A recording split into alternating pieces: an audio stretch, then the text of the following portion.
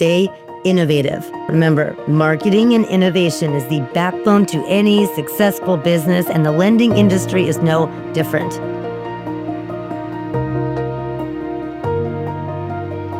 So in my 3-day events, I will talk about the monetization multiplier. So increasing your reach, increasing the value that you give your clients, increasing the impact that you're making on their lives, and expanding the influence and your power of persuasion.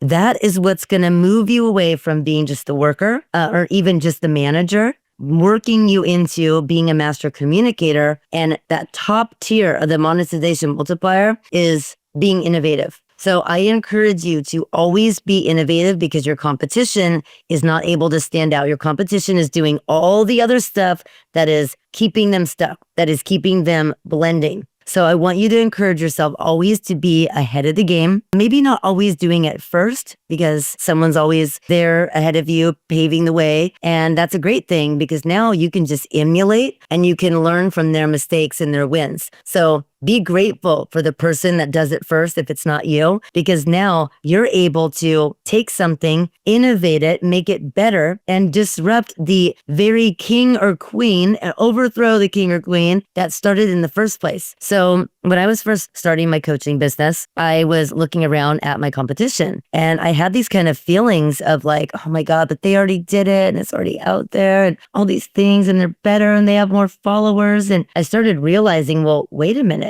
There's all these things that I did as a top producer, as a loan officer, to be different. That was not cold calling, that was not open houses, and it wasn't chasing. And I started harnessing technology and the power of video, and I started hiring a virtual assistant, and I built a mirror website that mirrored my company's website, because I didn't have a lot of leeway with that. So I made my own stuff. So I found ways to like work around it compliantly, of course, but being innovative and being different and showing up differently and standing out. So when you can be innovative as an LO, for example, you have probably about, 12 months from the time I'm recording this, 12 months at the most before pretty much all of your competition knows the pure power of video. So it's your opportunity right now to innovate, to be better. So I love the saying that innovators have the power to disrupt and overthrow the very leaders that like set it in place in the first place. So again, look to those people that were more quicker. They're a little bit further along in their journey. They were innovative before you, but now you can go find ways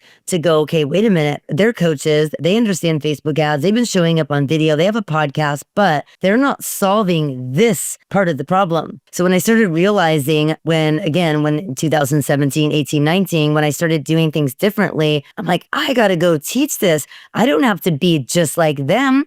Right? I can respect them, I can celebrate them, and I can emulate some of the things that are working in our business and some of the methods that they teach, but I can take this whole other piece of the pie that they're not talking about and be an innovator. So again, if you're just a worker, you want to work your way up to managing, being a better leader. Then you want to invest in your ability to communicate. And then the real millions and sometimes even billions are the innovators, people that are game changing the world. You can game change the industry when you go solve a problem that your competition isn't solving. So that's really how you stand out. That's how you show up as the authority. That's how you show up as a brain surgeon. So some examples of being innovative is, as I kind of touched on earlier, is running Facebook ads. Again, you have about a year before your competition is going to know what's up with the stuff. So you want to start now. You want to start running MasterClasses. You want to start webinars. You want to adopt a one-to-many mindset. You want to go all in on your CRM. You've got to be doing these things to stay ahead of the curve, because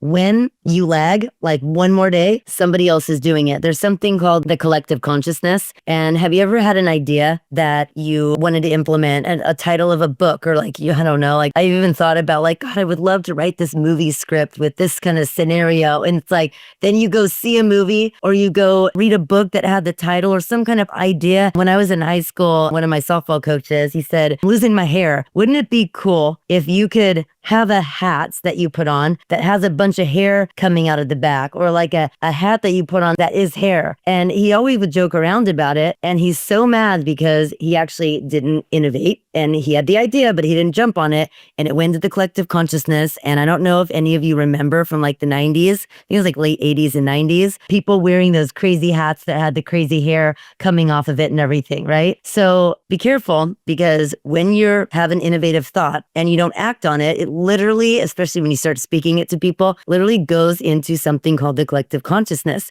And that idea, somebody else is going to reach out and grab it if you don't. So I want you to pick right now in your business, like, is it Facebook ads that you have to run? Is it hiring the right coach with the right system? Is it showing up on video? Is it going live on your Facebook and your Instagram and solving a problem for your ideal avatar once a week? Like promising yourself that you're going to record like a video like this. If you do one video per week, recording it just like here right now, I'm doing it from the comfort of my house on Zoom. I don't need fancy camera work and all this stuff. And I just want to deliver the message to you. So if you do just one of these, like I'm doing right now per week, you have in 52 weeks, in a year, you have 52 YouTubes and podcasts, and you can repurpose the content all day long. That's a way to be innovative. So if you have been thinking about starting a YouTube channel or starting a podcast, I just had a realtor, a student of mine that started a podcast, and I'm super proud of her because she's one of the only real estate agents in like the whole state that's going to have this fire podcast. And I'm super proud of her for doing that because she's being an innovator. But you've only got about a year at best before pretty much your competition starts going in, doing the thing that you've been thinking about. You do not want that to happen to you. So stay innovative. That's how you're going to expand the rate in which you grow your money. That's how you're going to stay ahead of the curve. That's how you're going to show up as a brain surgeon, as the authority in your line of work. And if you're an LO listening to this, I got you covered. Book a call with my team. Find out how I can help you be a master innovator and learn real marketing, because again, marketing and innovation is the backbone to any successful business, and the lending industry is no different. Thanks for watching.